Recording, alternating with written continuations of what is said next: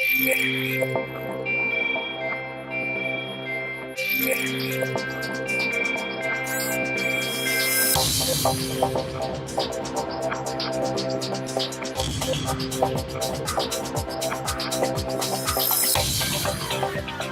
morning. Good morning, everyone. My name is Sean DeBerry Johnson. I'm Senior Advisor for Community Affairs for Mayor Michael B. Hancock in the Office of Human Rights and Community Partnerships. We are so delighted to have you all here this morning for the Mayor's Cabinet in the Community here in Council District 3. Thank you so much for being here.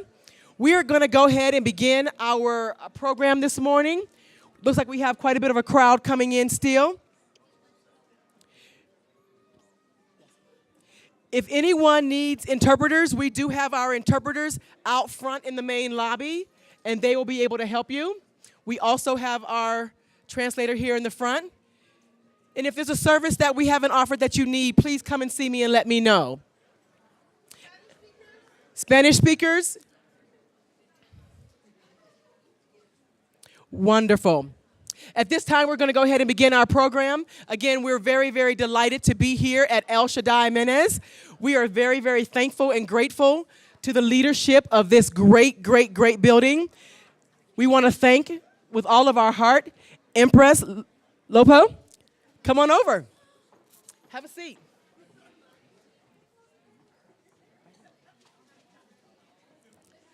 Wonderful. At this time, please help me welcome our commercial for this morning, Alton Dillard with the Clerk and Recorder's Office.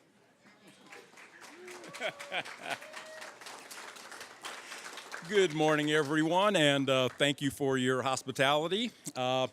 I'm representing Clerk and Recorder Deborah Johnson. Again, I'm Alton Dillard. I'm Interim Communications Director for the Office of the Clerk and Recorder and also serve as spokesman at the Denver Elections Division. Believe it or not, it's about that time again. We have an election right around the corner, so I just wanted to give you a few quick key dates and things to know. First of all, make sure your address is up to date. In this model, your ballot gets mailed to you, so you need to make sure that you keep your address up to date, and those ballots start mailing out on October 15th. If you live in this side of town, you will have both a voter service and polling center and a 24-hour drop-off box located at the Barnum Recreation Center. So one of the things we're asking people to do, especially since you get your ballots 3 weeks ahead of time, there's no need to sit on them until Election Day. If you sit on your ballot to Election Day and then vote in person, you might have to expect a little bit of a wait. We will have 28 of those 24-hour boxes located throughout the city and county of Denver. We also will have 29 of the vote centers located throughout the city and county of Denver. Those come aboard in phases. So just look in your ballot packets that you'll start receiving, and you can also find those locations at denvervotes.org. We are also out front on the Irving Street side doing voter registration. So if you need to register to vote, if you need to update your information, we can do that for you outside. Our Deputy Clerk and Recorder, Juan Guzman, over there on the right, is bilingual, and he can help with any Spanish-speaking voters. So please make sure that everything's up to date. Now, one quick other part of this commercial. Remember, for unaffiliated voters, we just told you in June to only return one ballot. Due to the size of this ballot that we're going to have this next election, your ballot's actually going to be 3 cards. So we want to make sure you return all of them. Denver is a Section 203 county under the United States Voting Rights Act, and so all of our voting materials are presented bilingually in English and Spanish. So that makes our ballots pretty long. So be on the lookout for those to update your address. Ballots start coming out October 15th, and thank you so much for your time.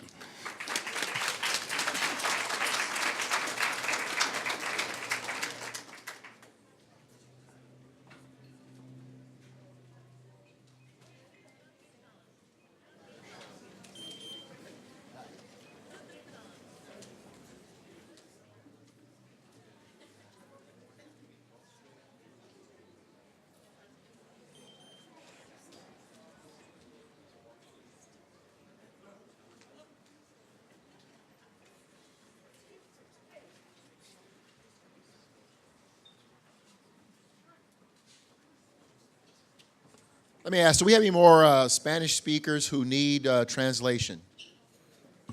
we know of anyone. Want to make sure everyone has a chance to be connected. Okay? Fantastic.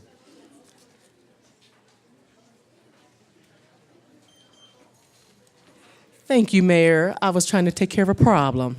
Thank you, thank you so much. So we've already had Alton go up. Yes? Okay, so at this time, we're right in line with the program. We're actually going to go ahead and get started. I've already done my piece, so at this time, I would like to welcome to the podium Pastor Empress Logo from El Shaddai. Good morning, everybody. It's an honor to have you here. And we are a church that served this community for 24 years. We try to do our best, and we serve the community giving food every Friday, and also giving some classes about how to start domestic violence and how to help the youth, the children, and how to quit using drugs and alcohol. That's the main purpose that we always work in this community. And today is an honor for us to have the mayor and all of you here serving this community, and let all the people know that it's something to do for them, and they have many opportunities and options in Colorado. So I'm happy for that, and I want to welcome you and let you know that this is a private property, and we really want you to behave the way that everybody will be in peace and in unity. We love you, we bless you, and we declare victory for our community. Anybody say amen, or somebody says amen, but it's like that. So I want to welcome in this moment the person that represents District 3 here in this territory, and he is our friend Paul Lopez.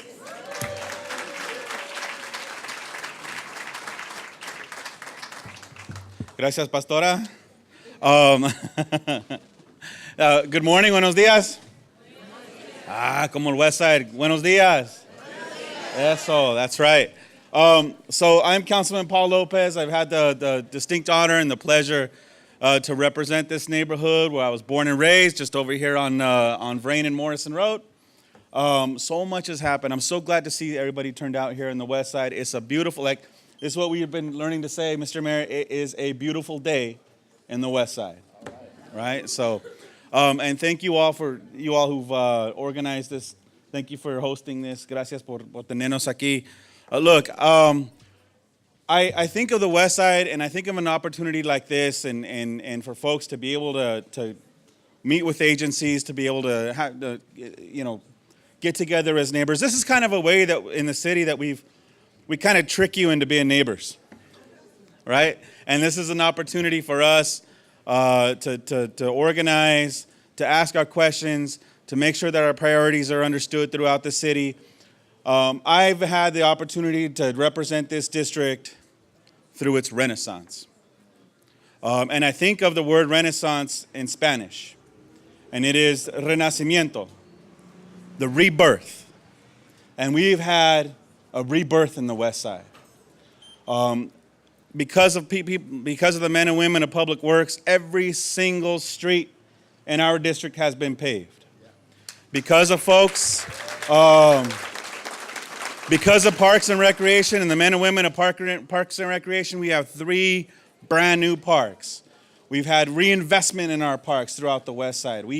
These are parks that you go, doesn't matter if it's January, doesn't matter if it's Christmas, doesn't matter if it's sometimes in the middle of the night, they're always active, right?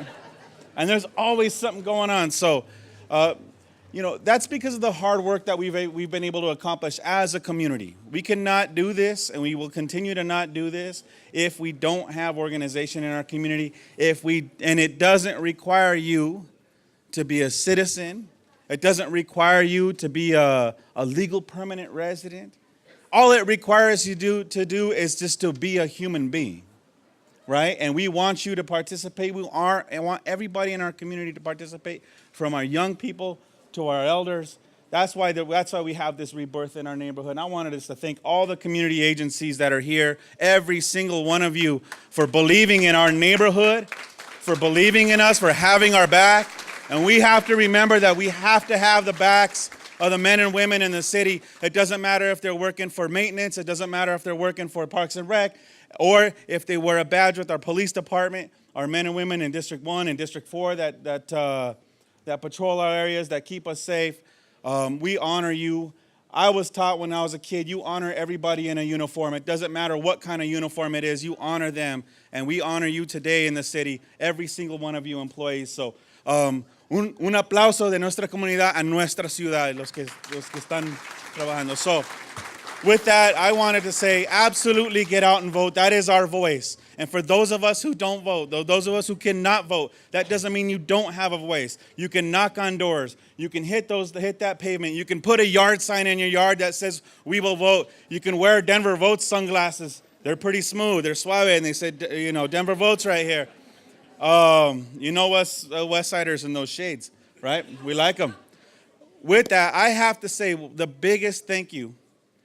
In the 11 years that I've served as your councilman in my final term, I tell you, it always hits my emotions because I love this district. I love being able to do this. I felt like I was born to do this. We can't do it without good partners. That partner for me in this neighborhood, those folks have been my aides, Adriana and Jesus, right?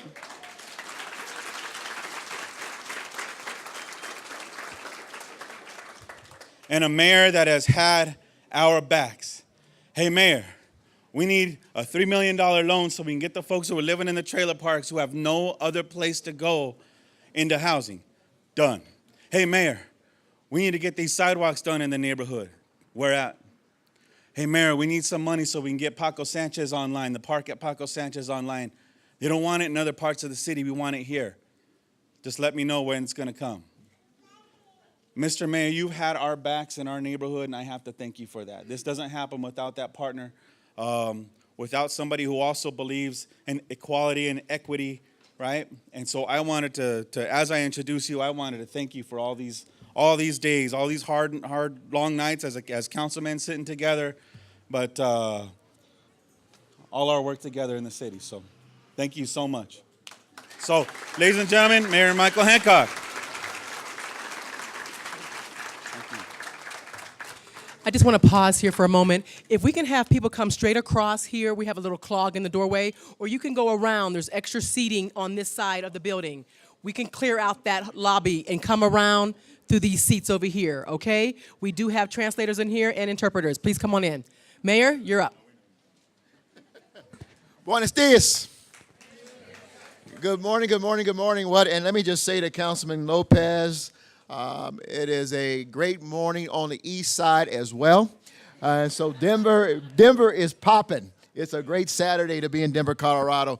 I want to say something, first of all, to Councilman Lopez, who is not only a colleague and who I had the honor of serving with for, did I just serve one term with you? One term on city council. He came on, he was young, he was so young. I was even younger, had hair. But literally, we worked together to get him ready to serve. And I got to tell you, as he attends probably his last cabinet community in his district, and come July, I don't know what, 15th of next year, he will step down as a councilman for this area. And I got to tell you, there has not been a bigger fighter for his people than Paul Lopez. And it's been fun to watch him grow. It's been fun to watch him fight. It's been fun to watch him stand. It's been fun to watch him deliver on behalf of this district that he loves so much. There's a story that I will never forget that will always live in infamy with this guy. I had just stopped being president of council, and when you're done being president of council, you want to go all the way to the end of the dais. You want to be as far away from that seat of leadership as possible. Just get to the end. So I go all the way to the end, and I'm sitting there. So I'm sitting to the right of Councilman Lopez, and he's known for always having a question to ask. So About 11 o'clock at night, when I see him get ready to go for that button, I look at him and say, man, you push that button one more time. You and I are going to have it right here on the end of this dais. One particular night, someone came to the podium and literally threatened Councilman Lopez during the meeting. And Councilman Lopez sat there as cool as he could be. At least I thought he was being cool. He being from the west side, me from the east side, that stuff don't happen. You don't threaten us. But he sat there cool. He had a propensity for getting up and getting tea in the middle of meetings. So after this gentleman testified, I thought Councilman Lopez was going to go get some tea. He gets up off the dais very coolly, and he walks around and goes out in the hallway. And then all of a sudden, you hear this most amazing commotion in the hallway. And I'm like, oh, my God, he did not just do that. He confronted him in the hallway. Just so happened that night, CNN was in Denver at council. So he came back to the podium. I said, man, let me tell you something. The power of these positions is you never let them see you sweat, and don't let them ever drag you to their position. And then he looked at me, and the only thing he cared about was, did CNN catch that? Great champion for his people. One more time, let's thank Councilman Paul Lopez. Pastor Empress Lugo of El Shaddai, where did you go? Oh, thank you so much. Just an absolute champion of this community and a dear, dear friend. Thank you so much for being here. We are glad to be with you. She is a tremendous leader. I want to thank all the elected officials who have joined us as well. I see our district attorney, the Honorable Beth McCann, is here. Beth, will you stand up so they can see you? In this room are so many city employees, the cabinet. The power of this moment is that we bring government to the people. And I'm always appreciative and grateful for the city employees who show up on this day to answer any question that is put before them. Right now, I'm going to ask, there are members of cabinet, our police chief is in the house, our sheriff is in the house, our firefighter, our fire chief is in the house, cabinet members, agency leads, mainline employees who make it happen every day are in the house. Stand up and be acknowledged. Thank you for giving your Saturday to be with us. There they are. Thank you, city employees. In particular, we want to thank the people who organized today's event. You met the incomparable Shawn Johnson, who works to put on Cabinet Community every quarter. She is flanked by the Roz Austin, who is one of my longest-serving appointees when I was on City Council, and Jessica Jurgensen in the house. So would you give these three wonderful people a round of applause? Even in the complexity of today, government is as simple as, where are the people? I often think about how we deliver services by imagining what a citizen is thinking when he or she walks on their front porch in the early morning dew, in their house coat and slippers, thinking about grabbing that newspaper off the porch. And I'm imagining what's on their mind. What's most important to them in those moments. The simplicity of government says, I bet they're worried, they're concerned about, are the streets safe? Is that these streets in good condition? To Councilman Lopez's point, is that park down the street safe and at a standard that we can all be proud of? Are our police officers, men and women, equipped, ready to serve and protect and respond when called upon? Are our firefighters ready to respond when necessary? Will they get here on time? Is Public Works taking care of our trash, our snow removal? Is our drainage up to par? We stand on the shoulders of great city employees, but because we can check the box of each and every one of those great critical questions that you may ask while being on your porch in the morning dew, we can proclaim that we do live in a world-class city. And we should be proud of the fact that we live in a world-class city. But that's why we're here today. Because government is but for the people, by the people, and of the people. And this cabinet community is about us coming to the people, not having you come downtown, but coming out on a Saturday to sit, to converse, to interact, to listen to your ideas, to answer your concerns, and to take back with us, hopefully, some ideas of how we can continue to appreciate and to make this city a world-class city. And so that's what Cabinet and Community is all about. So I want to share with you just a couple things that we're working on, and then we're going to have a few presentations, and then we're going to go back in the room where you'll have that chance to dialogue. So here are a couple things that we're working on right now. This is Welcoming Week in Denver, Colorado. And we chose to, it's International Welcoming Week, but this week in Denver, we chose to go back to the challenge that our nation is facing and once again reaffirm our commitment to the values of being a welcoming and inclusive city for our immigrants and refugees in Denver, Colorado.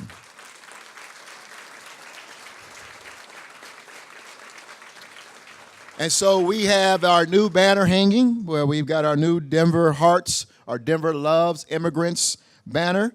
We hung it up again for this week at the Webb Building.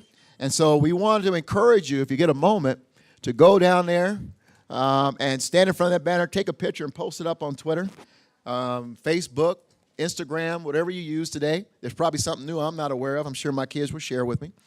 But we want you to take a picture or send someone to do it. But we want to continue to further explain it or further affirm our commitment to our immigrants. Second, last week we sent our proposed 2019 budget to Denver City Council. This budget, and I firmly believe, as Newt Romney once said, don't tell me what you value, show me your budget and I'll tell you what you value. And this budget that we have sent to City Council, we're focused on expanding equity and access, improving affordability, and preserving our neighborhood character, culture, and sense of community in the city of Denver at a pace, at a time when we are experiencing record growth and record transformation in the city of Denver.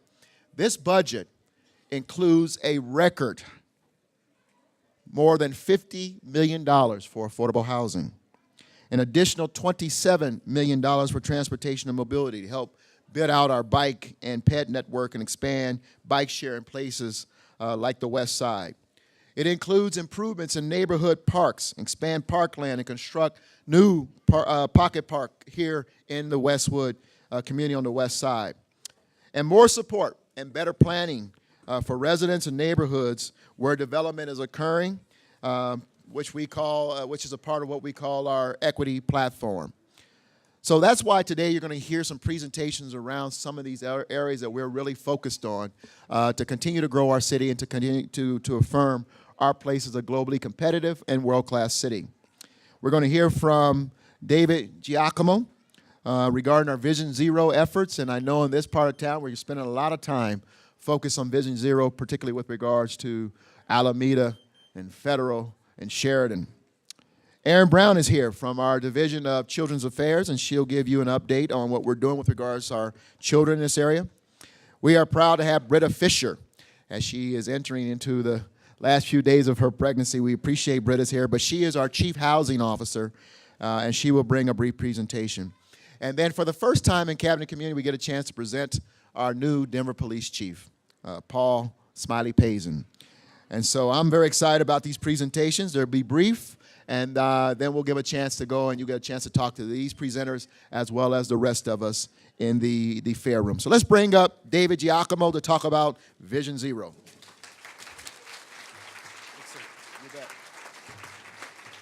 Good morning. I'm an engineer by trade, so I'm not quite as refined as a pastor or a mayor and a council member, but I'll do my best. Thank you all for coming out this morning. Thank you, Mayor Michael Hancock and Councilman Lopez, for allowing me to speak this morning. My name is David Giacomo, and I'm an engineer with Denver Public Works, and I'm here this morning to chat briefly about our citywide initiative called Vision Zero. It's not a medical plan or a play on words about how government has zero vision or planning. It's a bold declaration that it's unacceptable to be seriously injured or killed on our streets just trying to get from point A to point B.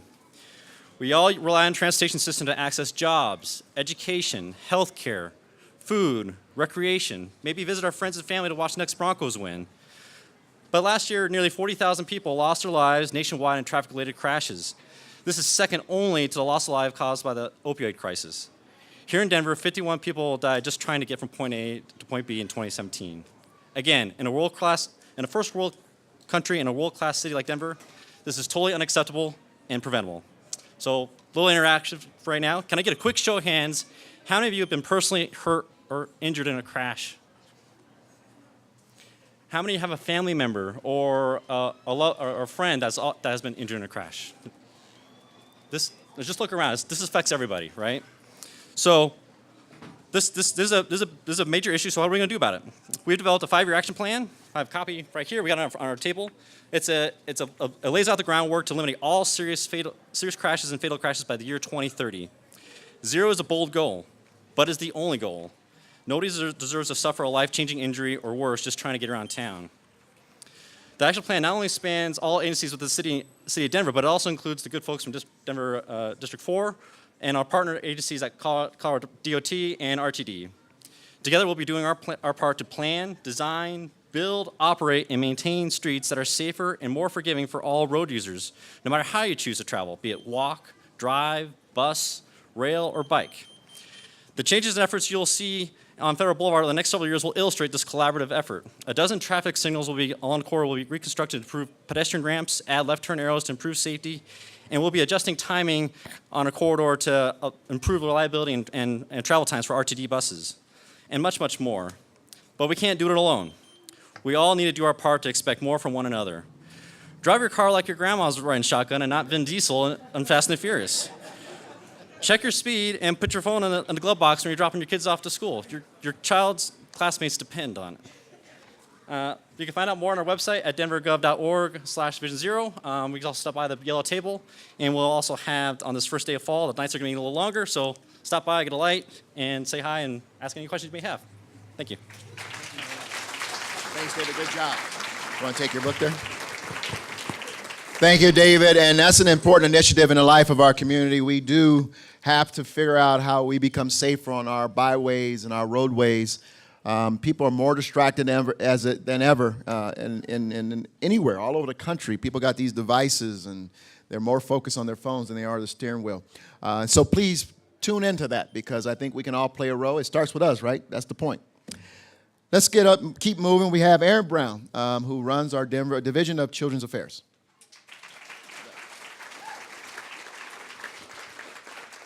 Good morning.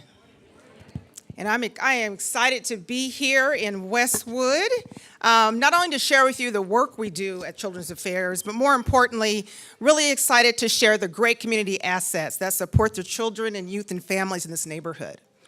So the Office of Children's Affairs uses data to understand where children are and where they live.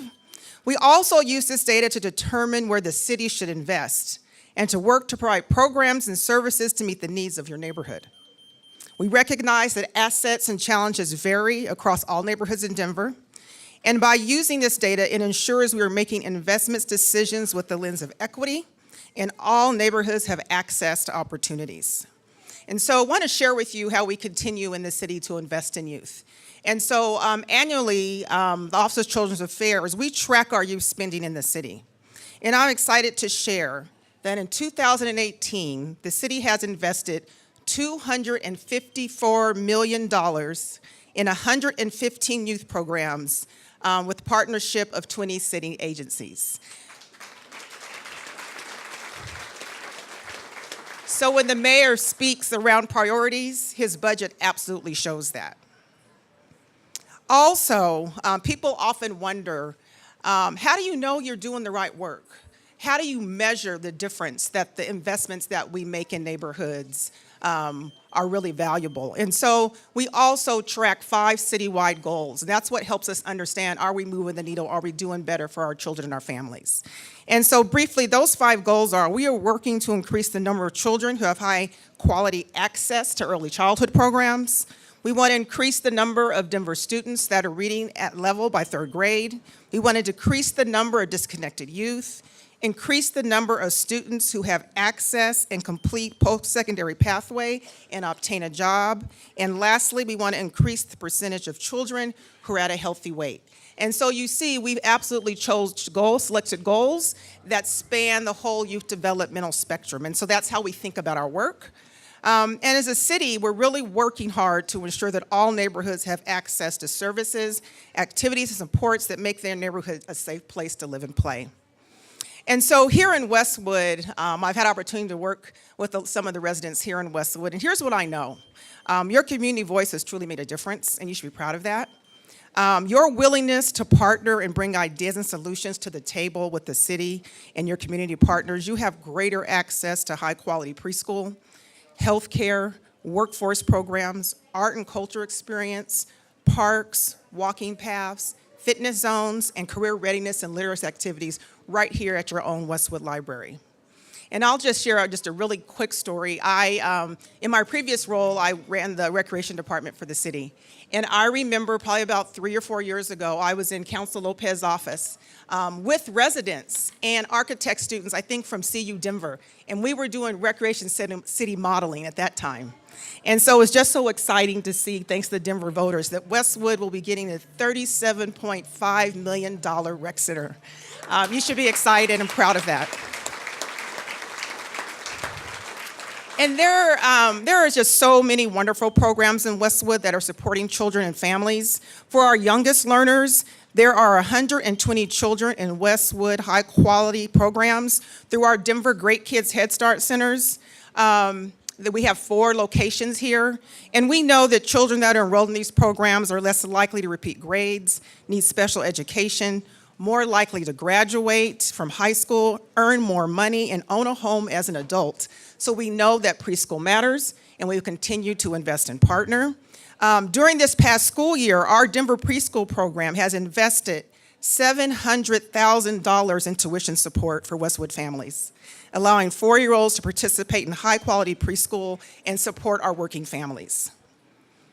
The Office of Children's Affairs has invested nearly $100,000 in 7 out-of-school time programs in your neighborhood, because we know that students that are enrolled in high-quality after-school programs attend school more often, perform better academically, stay on track to graduate, and they also show an increased sense of confidence, a strong connection to their school, and trusted relationships with supportive adults. And then not only do we continue to invest in young people, but in your neighborhood over the last 5 years, our Office of Economic Development has served 2,200 individuals in your neighborhood, enrolling them in workforce programs with $132,000 investment in education workforce training. And so these significant investments in health and wellness have also occurred in Westwood through the Safe Routes to Schools program. The Denver Department of Public Health and Environment has worked with several schools to assist with education to create safe environments for physical activity and mobility, which is absolutely in line with the Vision Zero work that you spoke to. And this also continues to speak to the power of your partnership. So through the Community Active Living Coalition, Westwood has also been active in organizations such as Walk to Connect, Westwood's Unidos, which are Spanish-led walking groups brought together by the community that highlight the community assets right here in your own neighborhood. And currently, Public Health is also working closely with Parks and Rec to create signage and promote the walking loop in your Westwood Park. And these are really just a few. I could go on and on. There's so many wonderful things happening in Westwood. These are just a few of the assets and the partnerships and the investment with the city that have occurred in the Westwood neighborhood. And I want you to know, and Councilman Lopez spoke to this, but every single one of these city agencies that you'll have a chance to touch base with today are truly working together in partnership to ensure as a city we are providing equitable opportunities that support our children and our youth and our families, allowing all to thrive and to live in a healthy neighborhood where you work, live, and play. And so, like I said, that's just a snapshot. Love for you to stop by the Office of Children's Affairs table and learn more about activities happening in your neighborhood. Thank you. Good job, well done. Every time we do this, we have a cadre of leaders from our city department who show up early in the morning to set this all up. and they set up all the podium, the electrical stuff, and television. And so I'm going to ask you if you just join with me in giving a round of applause to our facilities division for the city of Denver. We couldn't do this without them. If you see them, they are working behind the cameras. They're wearing burgundy shirts that say city facilities. Please just thank them. And then I'm going to also ask you to join me in thanking all the men and women who are our first responders, our police officers, our firefighters, our paramedics, our sheriffs who are here. Would you give the men and women of law enforcement and public safety a round of applause as well? Thank you all for being here.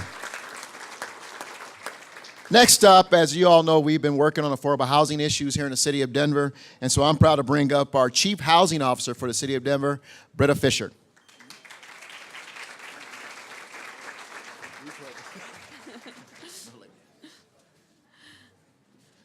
Good morning. It's a pleasure to be here. We all know that affordable housing is a very critical issue throughout our city, and this is true throughout Denver's neighborhoods, including here on the west side. It's heartbreaking to experience those struggles of finding an affordable apartment to rent or a home that's within your budget. And whether that's housing for you or for your family members or friends or coworkers or others that you care about, the struggle can be all too real. The need is great, but I'm proud to say that Denver is stepping up and standing up strongly to boost affordability citywide. Here in City Council District 3, there are 3,825 income-restricted affordable units. And 1,006 of these units were built or preserved over the past 7 years. This includes, right across the street, the new Westwood Crossing Apartments. This was $1 million of investment for 98 affordable apartments here in this neighborhood.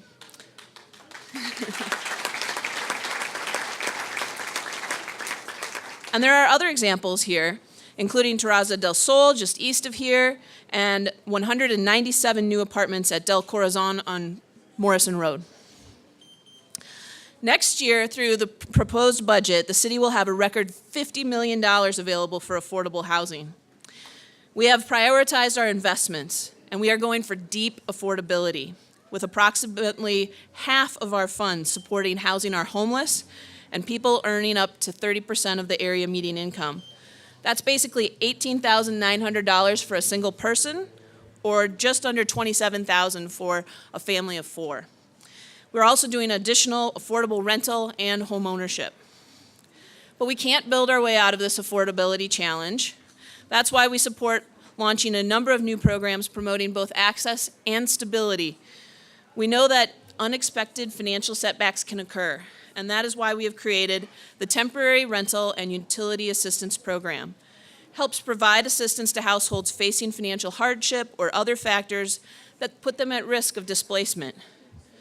Since last year, we've been putting that money to work, and we see ourselves as being able to assist over 800 families this year. Our team at the Office of Economic Development is working on a number of other innovative approaches to further advance housing affordability. We're looking at things like land banking, land trusts, and accessory dwelling units, among other things. We invite you to come and get one of our housing resource guides at our table by the front door, and talk to us about any of our housing programs. I've also been asked today to speak beyond housing to our neighborhood equity and stability team. This initiative is being headed up by the Office of Economic Development, and in response to our neighborhoods that are experiencing tremendous change, resulting from new investment and the discovery by many that Denver's neighborhoods are a pretty great place to live, work, and put down roots. While this investment is often needed and welcomed, it can also create changes. NEST is focused on helping long-term residents and businesses to have choices to stay in the neighborhoods that they have invested and built. So we're moving forward quickly with NEST. The initiative was announced earlier this summer, and we're in the process of hiring a director. This person will be announced in coming days. We are already pulling together our city and local partners to strengthen our focus on programs and services now. We are increasing our knowledge and data to understand and be proactive in our evolving neighborhoods. We're launching a modeling tool that helps us look at the impacts of these investments. I think it's important to note that the concept behind Nest is not entirely new. Denver has been working for years to boost economic opportunity and mobility throughout our neighborhoods and has launched things like Bake on Denver, the initiative a decade ago now, in an effort to get our underbanked populations on the track of financial management. This effort evolved into the city's establishment of the Office of Financial Empowerment. We've got Jay Solis, I saw him around here, and the Denver Financial Empowerment Centers. And we have our partners from Empowered and from Operation Hope here today. Separately, there are a number of different city departments and agencies that offer supports and assistance throughout this initiative. Our director is going to hit the ground running and start implementing, working with the community and connecting the community back to us. One of the ways that we're accomplishing this is through our resource centers. One was recently launched in the North Denver Resource Center in Elyria, Swansea, and that helps give residents access to financial coaches, social services, housing resources, resources for citizenship, and small business assistance. We're moving to replicate these centers in more parts of our city. So as you can see, it's an ambitious time for housing, for neighborhood equity and stabilization, and delivering on what our Denver residents need.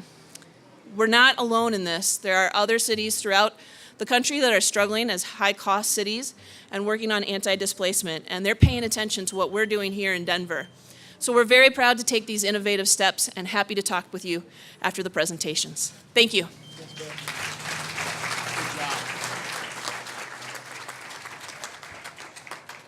Public safety is the hallmark of what our greatest responsibility is to the people of Denver. And just a few months ago, I was proud to present one of Denver's natives, one of our own sons into Denver to be our next police chief. So what you all are also very well served by a great commander, one of the best I've ever worked with, in Mark Fleece. And so I'm going to ask our new police chief, Paul Smiley Payson, to come on up here, and Commander Mark Fleece. Come on, District 4.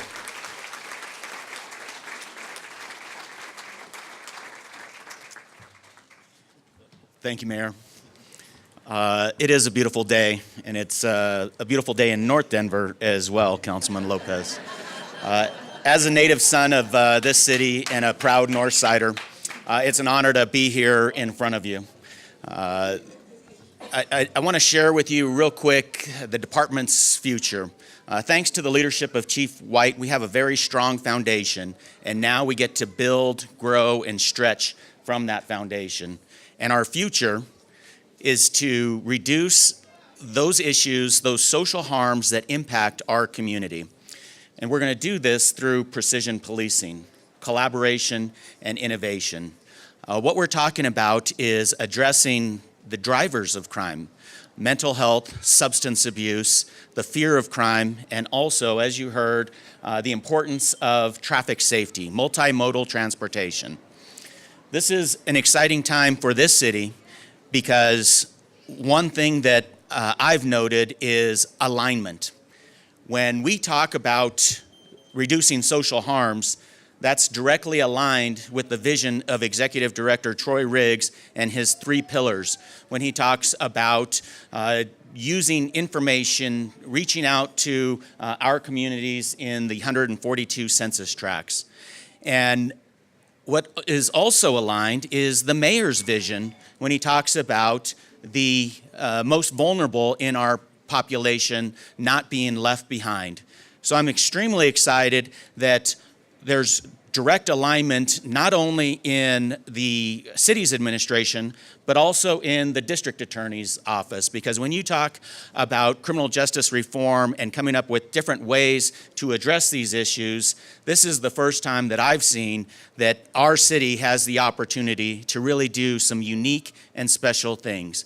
So I'm very excited about what the future holds, and I can't wait to be a part of that. And I ask each and every one of you to join us. Speaking of partnerships and collaborations, if I may for a second, can I introduce the Chiefs Advisory Board and have them stand up for a second? I see Anita, Aubrey, Alejandra.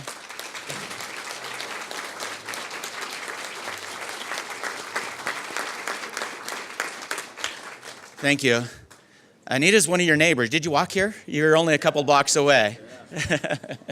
So they have name tags, and this is another way for you to get information to the police department, ideas, suggestions to help us improve. So reach out to them and reach out to us. We want to do this together. That said, you have an amazing commander that runs Police District 4. I'm honored to introduce Commander Mark Fleece. Thank you. Thank you, Chief. First of all, thanks everybody for being here this morning. Empress, thank you for hosting us in your facility this morning. First off, I want to give a quick shout out to my officers, the men and women that are assigned to District 4 in Southwest Denver to serve and protect this community, our community. They do such a tremendous job every single day down here. You know, they're professional, they know their job, they're courageous. We have a fair number of critical incidents that happen and occur down here in this district, and they step up every single time. They're also compassionate. They truly do care about this community and the people that live and work here. In fact, in just this year alone, in 2018, so far this year, we've had 15 of our police officers in District 4 that have been recognized by the nonprofit organization Citizens Appreciate Police with awards for going above and beyond the call of duty to help the most vulnerable and disadvantaged citizens.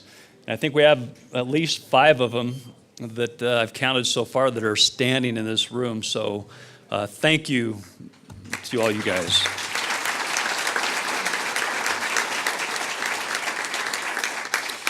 We do have challenges in this community, crime challenges. Motor vehicle theft is one that we spend a lot of time talking about, a lot of time trying to come up with creative solutions to solve. For the past 4 years, we've had an increase in Southwest Denver in this district of 60% in motor vehicle theft. It's one of our biggest increases in crime. Every week, we have an average of 20 cars that are stolen in this community. Every winter, 1 out of every 3 cars that are stolen in this community are a result of a puffer, a car that is left running and unattended, you know, in a parking lot or a driveway. But it's also a crime that leads to so many other crimes. Motor vehicle theft leads to eluding crimes from the police, burglaries, other property crimes, drive-by shootings, robberies, aggravated robberies. In fact, just last night, not too far away from here on West Mississippi, we had a robbery that was done by 2 individuals. We found the vehicle that they were using within probably 30 minutes after that crime was committed, and it happened to be a stolen car that was stolen earlier that day out of Lakewood. That robbery was committed with a handgun, and it just so happens that the owner of that vehicle left a .45 caliber handgun in that car prior to being stolen, so it's very likely that firearm was used in that robbery. We've done a lot of work in both enforcement and education over the last 3 years to try to combat this crime.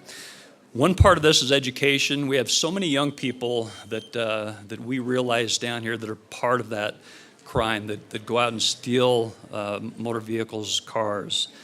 So over the past couple of years, we've done a lot of outreach, a lot of education, particularly in our Denver public schools. And we have 4 community or school resource officers that are assigned to different Denver public schools in District 4. Those officers have done a great job creating a curriculum called Stolen Cars Will Steal Your Future. And for the last 2 years, we've been developing this curriculum, refining this curriculum. We've worked with teachers within DPS, with students within DPS to try to refine and make this curriculum better, but really it was mostly done and initiated to bring awareness to kids about what the consequences of stealing cars are, the consequences not only to themselves but to the victims of that crime, and also the consequences that it causes to the community as well. During this class, it's also developed into something more than just stolen cars. They talk about police-community relations, peer pressure, bullying, and how to deal with it, and also making positive choices. I can tell you that just by observing those classes and talking to my school resource officers, it's created a lot of discussion and interaction between the officers that are actually giving that class and the students who are involved in that class on a variety of levels. The goal this year is to deliver that class over a period of 5 weeks to at least 500 kids in DPS. Another example of our efforts in auto theft has been partnership with the Metro Auto Theft Task Force and the Colorado Auto Theft Prevention Authority. Over the past year or so, we've given away nearly 100 of these devices, and what it is, it's a vehicle immobilizer. So if it's installed in your car, prevents your car from being stolen. It's connected to the electronic system.